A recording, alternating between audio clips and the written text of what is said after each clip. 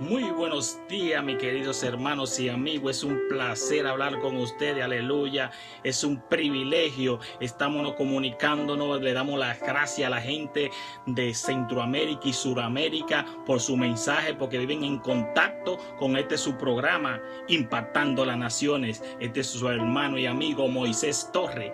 Y hemos querido llevar a lo largo de este programa hablando sobre cada uno de los discípulos de Jesús y de su característica y lo que nos pueden enseñar en la vida diaria. Cada uno de sus discípulos tenía un patrón, tenía una conducta, tenía un carácter que lo definía particularmente y lo diferenciaba de uno de los otros. Hemos hablado de Pedro, hoy nos toca hablar de Juan. El discípulo amado.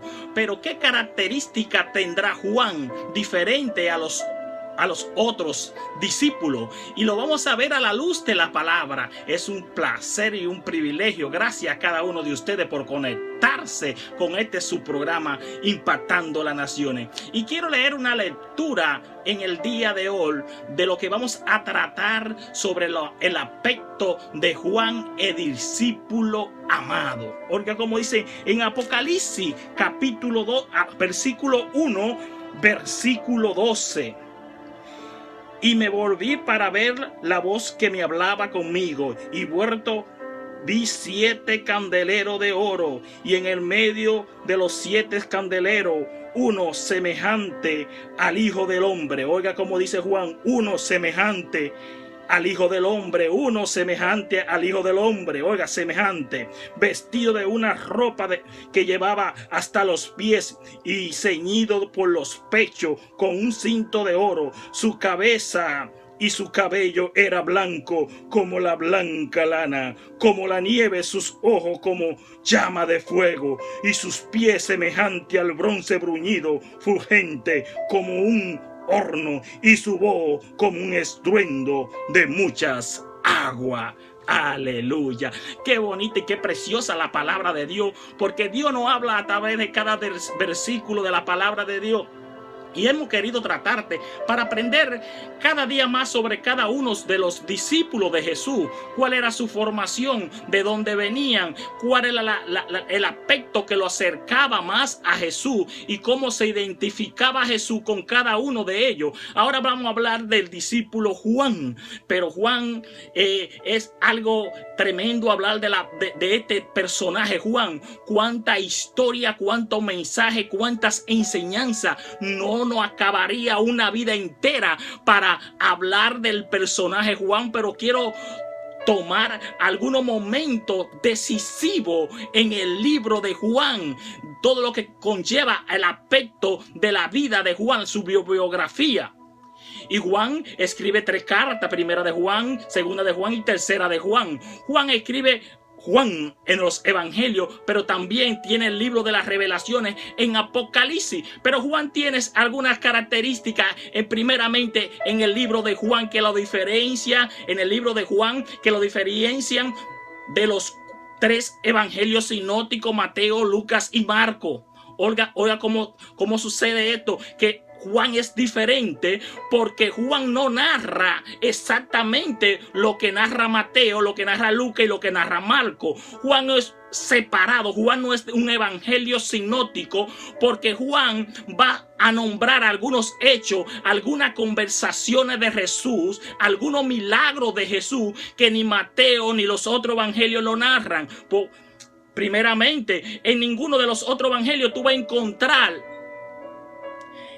en la boda de Canaán, cuando Jesús convirtió el agua en vino.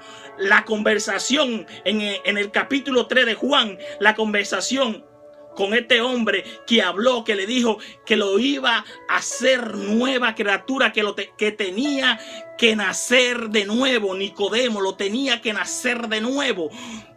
En el libro de Juan también encontramos la mujer del pozo, la mujer cuando Jesús habla. Esto no lo narran los otros evangelios. También aquel paralítico en el estanque de Betesda. Tampoco ninguno de los otros evangelios lo narran. Juan tiene algo que enseñar totalmente diferente. Pero Juan comienza el evangelio de Juan el único libro que comienza como comienza Génesis, en el principio, es Juan.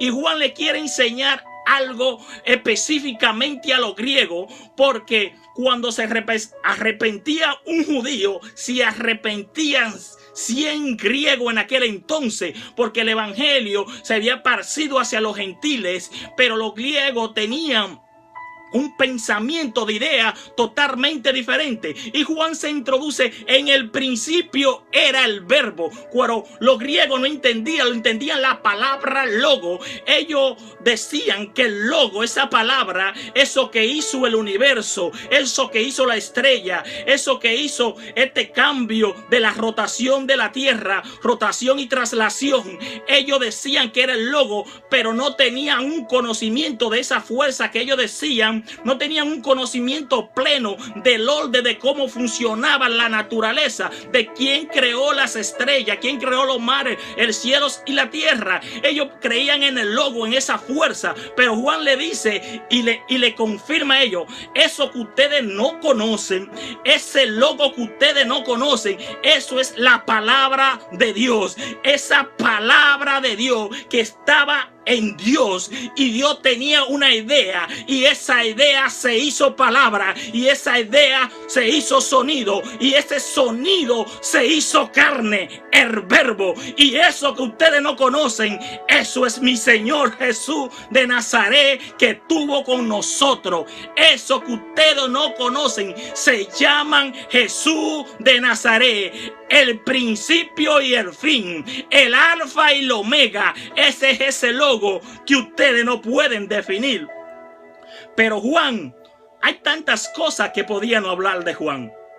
Juan nos presenta una característica totalmente diferente, porque el Juan que termina en el libro de las revelaciones en el Apocalipsis no es el mismo Juan que comienza. Ese mismo Juan que comenzó en los primeros pasos era Galileo. Los galileos se consideraban gente rústica del campo. Por eso Jesús le dice en una ocasión a Juan y a su hermano Jacobo, le dice Boanerges, es decir, que eran gente que no tenía mucho vocabulario. También los llama hijo del trueno, porque en algunas ocasiones Juan tenía una conducta, porque había una aldea gentil donde Jesús quería entrar y ellos no lo dejaron entrar. Y Juan dice, y Jacobo: Señor, vamos a orar como Elías, y que salga fuego del cielo y que lo consuma. Juan tenía un carácter tremendo. Juan no es ese discípulo amado que todo el mundo se imagina encarmado. Juan no comenzó así. En otra ocasión Jesús va a predicar, va caminando, y le dice Juan y Jacobo, le dicen: mira, Señor, allí vimos uno echando fuera de demonios en tu nombre, y ese no anda con nosotros y se lo prohibimos.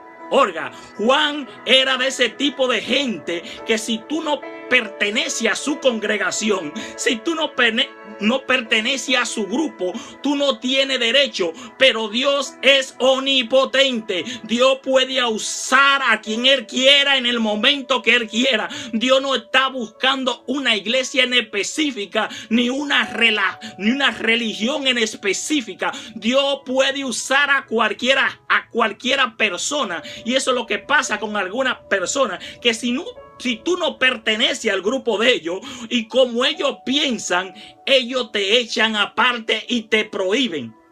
Pero Jesús dice: si ellos no son contra nosotros, es decir, son con nosotros. Eso le dice Jesús. Y Juan comienza a desarrollar su carácter al lado de Jesús. ¿Cuántas cosas nos pueden enseñar Juan? Juan era hebreo. Cuando te digo a ti que Juan era hebreo, y Juan entendía, y cuando un hebreo estudiaba, cuando ellos veían una palabra, óigame bien, cuando un hebreo ve una palabra, ve un número, porque para ellos las letras son un símbolo de número. Es decir, que por cada letra ellos pueden sumar.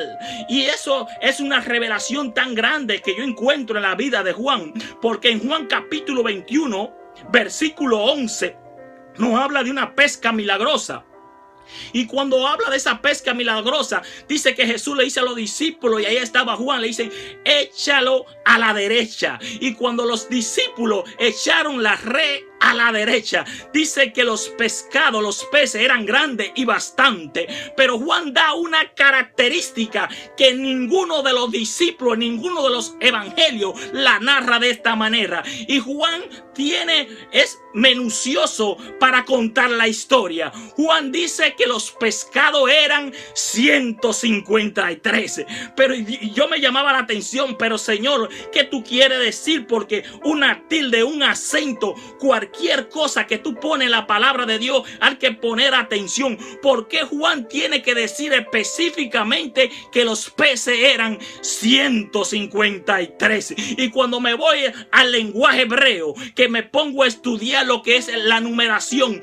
153 me da el nombre Anohim Elohim, Jehová Todopoderoso. Lo que Juan le estaba poniendo un nombre a aquel milagro, y Juan le está poniendo ese nombre y le dice Jehová Todopoderoso fue que hizo este milagro. Y qué bueno que tú en esta mañana le puedas poner un nombre o le puedas poner una numeración a tu milagro. Yo no sé por lo que tú estás pasando, pero en el día de hoy declara un milagro y ponle un nombre y ponle firma y hale como Juan y ponle Jesucristo de Nazaret, el que rompe cadenas, el que liberta cautivo. Esa es la palabra de Dios.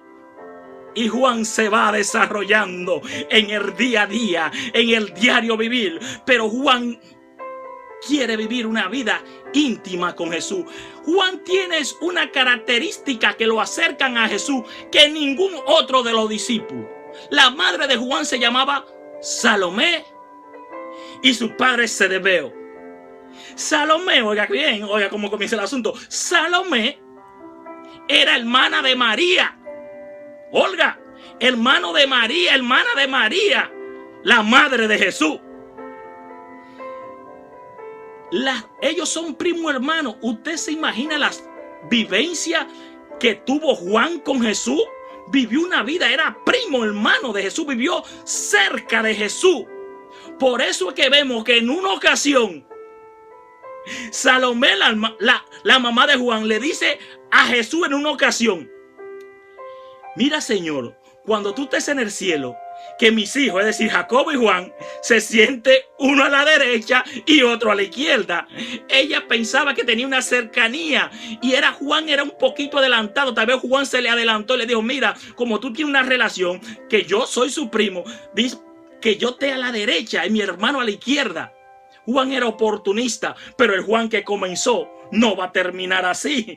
Oiga bien, el Juan que comenzó no va a terminar así. Y Juan tiene una relación estrecha con Jesús. Y todo lo que Jesús hacía, los momentos trascendentales en la Biblia de la vida de Jesús, ahí estaba Juan. Por ejemplo, la hija de Jairo, de aquel hombre, cuando estaba muerta en la habitación, Jesús está con la multitud y está con todos los discípulos. Pero cuando entra a la habitación donde la hija de Jairo estaba muerta, solo dicen: entren 3 personas. Y adivinen qué: Pedro, Juan y Jacobo. En los momentos decisivos, ahí estaba Juan. Oigan otro momento. En el momento de la transfiguración, donde Elías y Moisés se les revelaron. Y ellos dicen: hagamos una carpeta, una para Elías y otra para Moisés. Cuando él se va a transformar en el monte de la transfiguración, ¿a quién llamó? A Pedro, a Jacobo y a Juan. Oiga bien. Pero también en el huerto de Getsemaní, donde Jesús lloró largamente, donde Jesús, la única vez en la Biblia que aparece que Jesús pidió oración, fue ahí. ¿Y a cuáles fue lo que llamó para ir a esa oración? Oiga bien, a Pedro, a Jacobo y a Juan. Si había uno que conocía a Jesús, ese era Juan. Y hay otra característica. Cuando los discípulos se durmieron allí Cuando estaban velando con Jesús, que ellos dicen, y no pueden orar ni siquiera una hora. En otro libro, el único que no se durmió de los tres, de Jacobo, Juan y Pedro, fue Juan. Los otros se durmieron, pero Juan no se durmió. Y ellos van teniendo una relación. Juan tiene una relación estrecha con Jesús. Y dice la palabra que Jesús lo llamó para estar con él.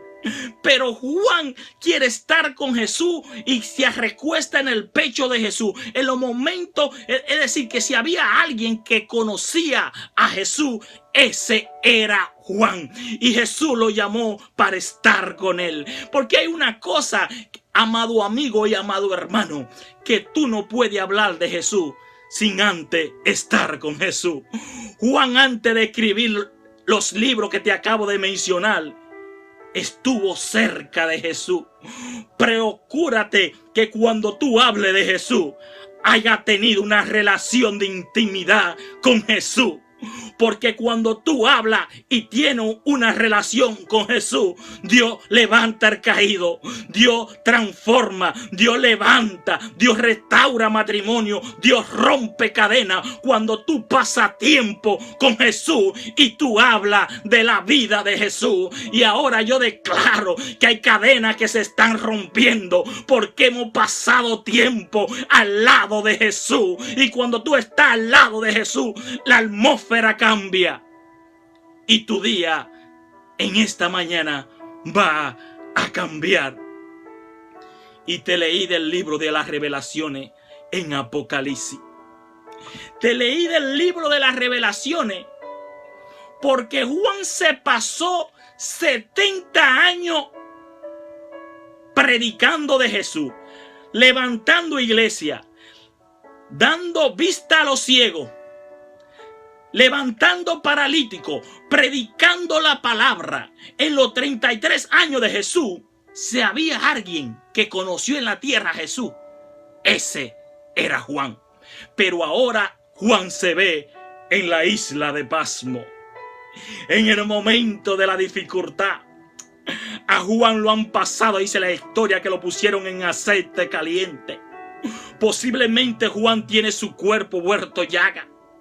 Posiblemente Juan estaba en esa isla de Pasmo, solamente a la isla de Pasmo, cuando cantaban una sentencia y lo mandaban para esa isla.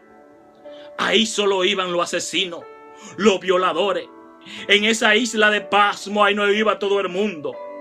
Dicen la historia que en aquella isla los hombres tenían relaciones con hombres.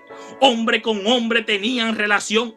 Porque a esa isla solo mandaban la escoria de la sociedad. Y ahí mandaron a Juan por predicar la palabra de Dios.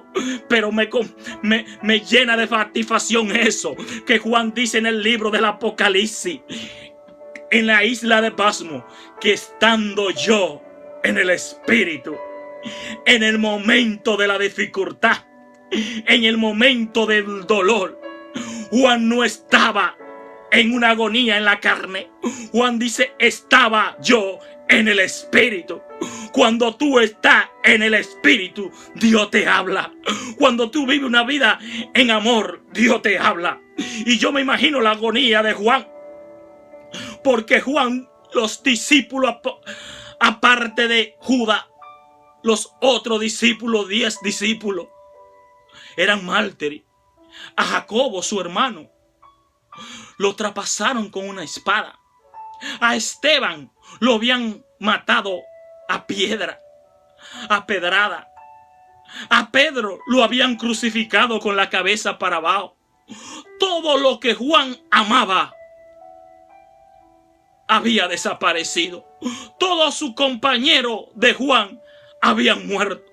Solo quedaba Juan. Pero ahora Jesús le habla a Juan en el libro del Apocalipsis. En medio de su dolor hay un pueblo que está en desolación. Hay un pueblo que está en dolor porque Jesús ha muerto. Y ahora Jesús se le revela a Juan. Y Juan escribe carta en medio de su dolor. Y Juan dice, el que dice que ama a su hermano y no ama. El que dice que ama a Dios y no ama a su hermano es mentiroso, porque Dios es amor.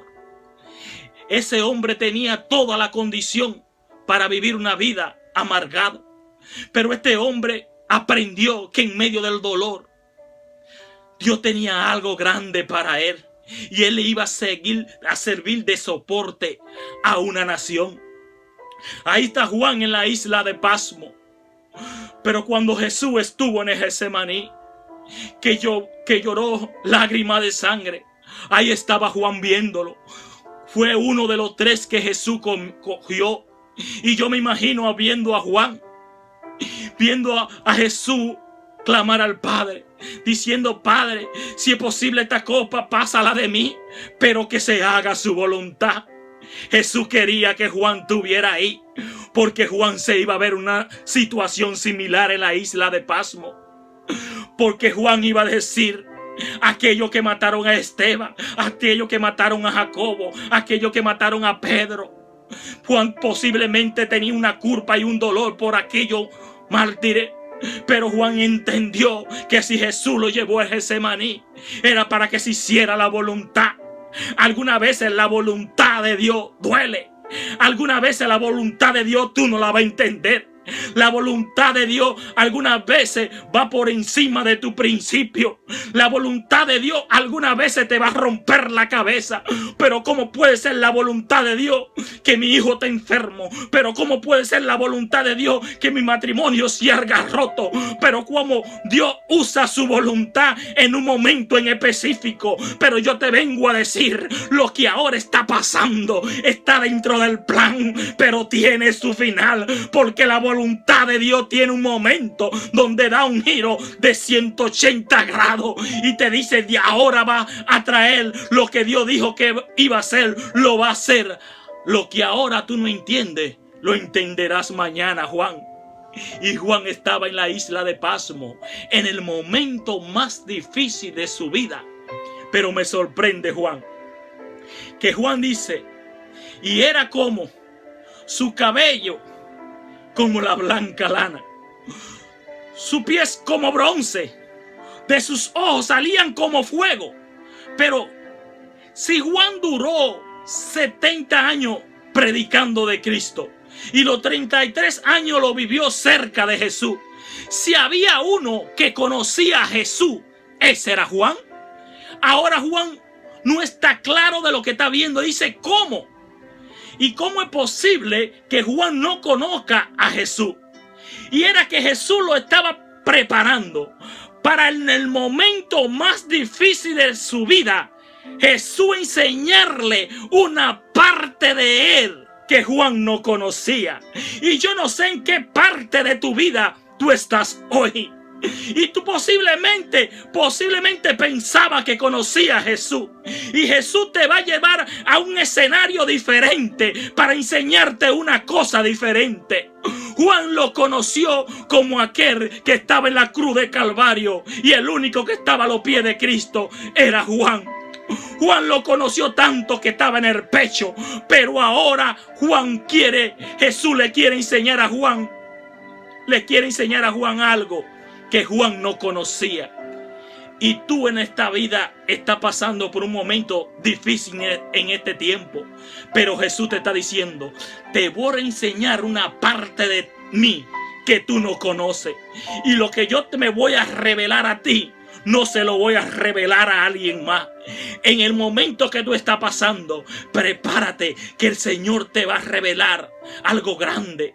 Juan lo conocía como aquel cuando Jesús resucitó, cuando María Magdalena fue a la tumba y le dio aviso a Pedro y a Juan. El primero que vio la tumba vacía fue Juan. El que lo vio en la tumba levantarse fue Juan. El que lo vio en la cruz fue Juan. Pero Juan ignoraba algo. Ahora Juan lo va a conocer como aquel que de sus ojos salían fuego. Su cabeza era como la blanca lana, su voz como un estruendo. Juan lo conoció como la oveja, pero ahora lo va a conocer como el león de la tribu de Judá. Y Dios te va a dar a conocer lo más grande de Él en esta mañana. En el momento más difícil, Dios te va a enseñar una parte de Él que tú no conoces. Juan lo conoció como el que rompe cadena en el último momento de su vida, como el alfa y el omega. Juan lo vio tan grande que Juan tuvo una revelación tan grande en el libro de Apocalipsis. Oye, te voy a dar este último versículo. Apocalipsis 3:20. Dice, yo estoy a la puerta y llamo. Si alguno oye mi voz y abre la puerta, yo estaré con él, cenaré con él y él conmigo. Y muchas veces a lo largo de toda la historia, desde los tiempos de Juan hasta hoy, hemos hecho una mala interpretación de ese versículo bíblico. Porque pensamos que ese versículo bíblico corresponde a la segunda venida de Cristo, que Él está a la puerta, que Él viene. Y ese no es el contexto. Si tú lees bien, le están escribiendo a la iglesia Laodicea. Y la iglesia Laodicea, oiga lo que pasaba, la revelación que tiene Juan en el libro de Apocalipsis. La iglesia Laodicea era una iglesia que lo tenía todo. La iglesia Laodicea tenía un buen programa. Tenía una adoración tremenda. Tenía unos buenos sonidos. Si hacían en el tiempo de hoy, el grupo de adoración era tremendo. El piano sonaba divino. Los instrumentos sonaban todo acorde. La alabanza que subía era algo grande. Toda la música y todos los ajuares de la iglesia, los adornos del templo, todo estaba muy bien. Pero Jesús le está diciendo, el culto está maravilloso a la iglesia Laodicea, y te lo está diciendo a ti, iglesia, hoy. El culto está maravilloso, pero hay un problema, que el invitado principal del culto se ha quedado afuera. Jesús dice, yo estoy a la puerta, y Jesús le está hablando a la iglesia Laodicea que habían dejado a Jesús afuera. Y en este tiempo tenemos buenos servicios, tenemos una palabra tremenda, un conocimiento tremendo de la palabra de Dios. Y hemos cogido la adoración para nosotros. Y hablamos más de nosotros que de lo que es Jesús. Y Jesús dice, yo estoy a la puerta porque me han dejado afuera. Todo está bien, pero el invitado principal se ha quedado afuera. Y en este tiempo, dentro de las iglesias, hemos dejado a Jesús afuera. Y la pregunta que yo me hago, ¿dónde estaba Jesús? Si Jesús estaba afuera y no estaba dentro del templo, estudien la vida de Jesús. Jesús estuvo pocas veces en el templo. Y cuando estaba en el templo, lo echaban para afuera. Jesús era más del día a día, de tratar con la persona en las calles. Y yo me preguntaba dónde estaba Jesús. Y me encontré a Jesús en la ciudad de Mateo, en la 25 Avenue con 44. Mateo 25:44 me encontré a Jesús. Y le digo, ¿dónde estaba Jesús? Que no estaba en el templo. Jesús estaba en la calle. Y Jesús le dice, tuve hambre y no me diste de comer. Tuve sed y no me diste de beber. Estuve en la cárcel y no me visitaste. Estuve desnudo y no me vestiste. Y lo que está pasando ahora en este tiempo, que hay miles de iglesias que después del coronavirus no han podido abrir las iglesias y le están por cerrar de nuevo, es que Jesús está llamando a la atención. Porque Jesús en todo este tiempo ha estado fuera. Y ahora Jesús ha permitido que muchas iglesias se cierren la iglesia para que salgan para afuera para encontrar a Jesús. Jesús está dentro de ese bon que está en las calles, de ese drogadicta, de esa mujer prostituta que no ha encontrado una palabra de consuelo. Jesús está dentro de aquellos que están en la calle, en los desposeídos, en la viuda, en los huérfanos y en los necesitados. y estamos buscando a Jesús en el lugar equivocado. Es muy fácil buscar a Jesús con saco y corbata, recogiendo diezmo y ofrenda, y hablando de prosperidad, y hablando más de nosotros, de la característica, de los dones de nosotros, de los ministros de nosotros, de los profetas, de los apóstoles, de los evangelistas y de los pastores, que buscar a Jesús afuera. Jesús está afuera y Jesús quiere encontrarse contigo en esta mañana. Ábrele la puerta a Jesús y encuéntrate con Jesús en la isla de Pasmo, en los momentos más difíciles. Y Jesús viene de camino y Jesús viene al encuentro. Cuando tú veas a un necesitado, cuando tú veas a un hambriento, cuando tú veas a alguien que no tenga nada y necesita una ayuda, si tú quieres buscar a Jesús, búscalo adentro de ese. Ahí está Jesús. Ese mensaje no se predica tanto en las iglesias. Eso le quita rating y le quita dinero. Pero si tú quieres aprender de la palabra de Dios y tú quieres buscar a Jesús genuinamente, de corazón, búscalo afuera. Búscalo afuera y mételo para adentro. ¿Sabe por qué algunas veces las iglesias no crecen? Porque el invitado de Dios no lo hemos dejado afuera. Cuando le abrimos la puerta a Jesús y Jesús entre y Jesús comience a sanar enfermos, la gente va a llegar y la palabra de Dios, todos los que están afuera van a entrar, pero mientras Jesús esté afuera, la iglesia no van a llegar los que tienen que ser salvos, porque Jesús lo anda buscando. Esta es la palabra de Dios y espero que te haya servido de edificación en tu vida. Me gustaría hablar más de Juan.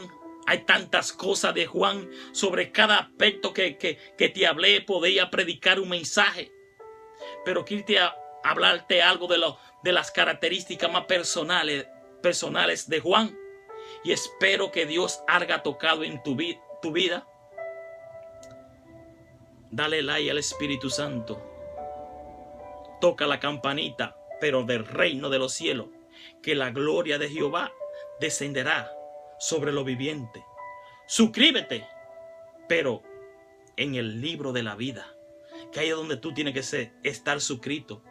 Y esos millones que se van a salvar, no se van a salvar porque se suscriban a un canal de un religioso o de un predicador o de uno que enseña. Se van a salvar cuando levanten sus manos y le digan: Señor, yo te acepto, suscríbeme en tu libro. Este es su hermano y amigo Moisés Torres, impactando las naciones, a todas las Suramérica, Centroamérica, Caribe, de habla hispana que oigan este mensaje. Denle like, llévele la palabra de Dios a otro que le necesita y el Señor los siga bendiciendo de parte de Dios.